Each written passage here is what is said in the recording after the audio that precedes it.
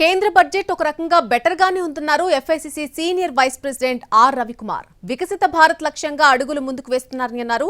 Mudra scheme కింద రుణాలను 10 లక్షల నుంచి 20 లక్షలకు పెంచారని అన్నారు. అయితే ఆ రుణాలు సరైన వారికి చేరితే బాగుంటుందని చెప్పారు ఆర్ రవికుమార్.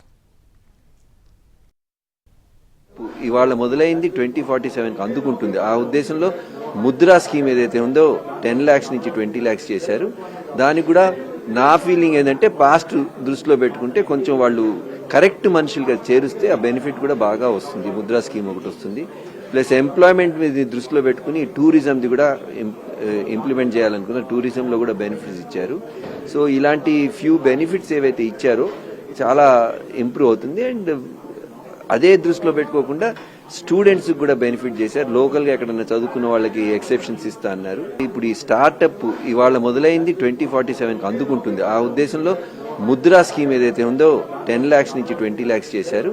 కూడా నా ఫీలింగ్ ఏంటంటే పాస్ట్ దృష్టిలో పెట్టుకుంటే కొంచెం వాళ్ళు కరెక్ట్ మనుషులుగా చేరుస్తే ఆ బెనిఫిట్ కూడా బాగా వస్తుంది. ముద్రా స్కీమ్ ఒకటి వస్తుంది, ప్లస్ ఎంప్లాయ్మెంట్ మీద దృష్టిలో పెట్టుకుని టూరిజంది కూడా ఇంప్లిమెంట్ చేయాలనుకున్న టూరిజంలో కూడా బెనిఫిట్స్ ఇచ్చారు. సో ఇలాంటి ఫ్యూ బెనిఫిట్స్ ఏవైతే ఇచ్చారో చాలా ఇంప్రూవ్ అవుతుంది. అండ్ అదే దృష్టిలో పెట్టుకోకుండా స్టూడెంట్స్ కూడా బెనిఫిట్ చేశారు. లోకల్ గా ఎక్కడన్నా చదువుకున్న వాళ్ళకి ఎక్సెప్షన్స్ ఇస్తా అన్నారు.